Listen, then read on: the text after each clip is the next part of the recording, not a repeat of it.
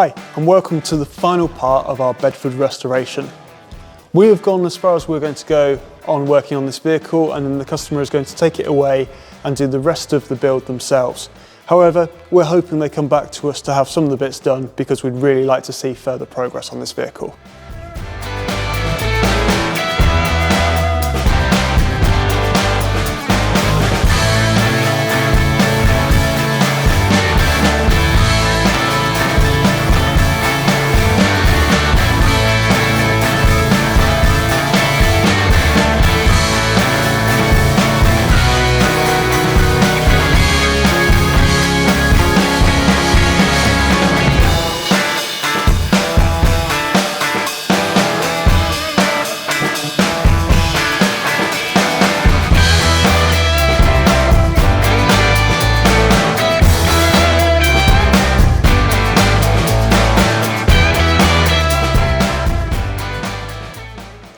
As you can see, this is looking very different from how we started with the vehicle.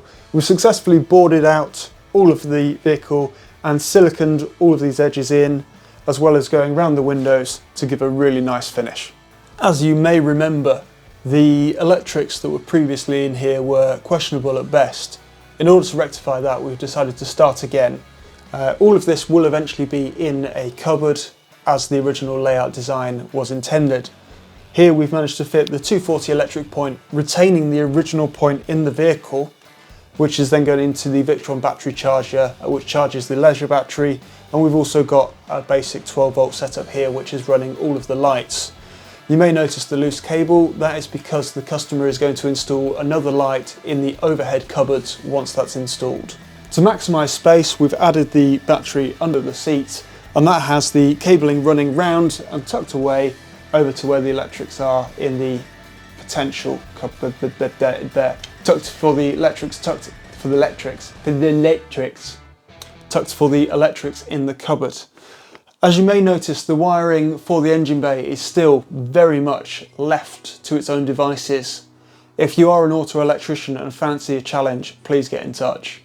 Where possible, we've tried to retain as many of the original features as we could. That includes this original piece of leather, and I'm very excited about the light still works.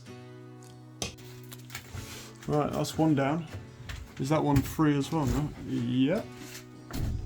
So I'm going to say that's all rotten. Well, I think we're nearly there.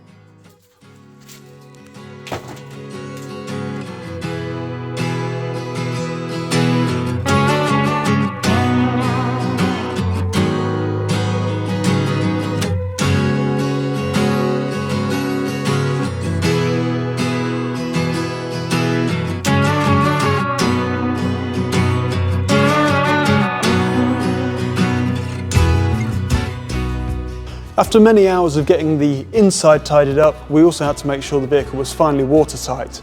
So we've siliconed around here and cleaned out all of the vents in the windows to hopefully let that water drain out, and we'll see if that's worked in this next clip.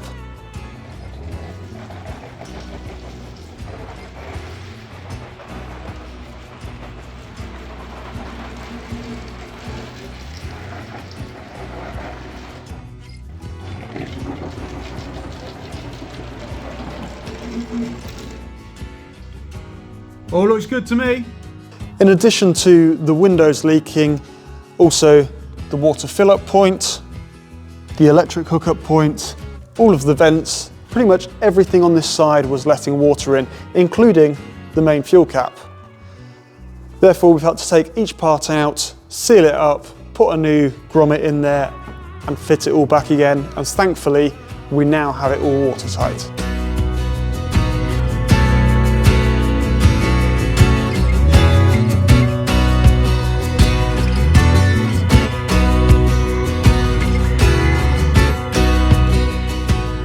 Thank you very much for watching. This is our last episode on this vehicle until hopefully when we see it again.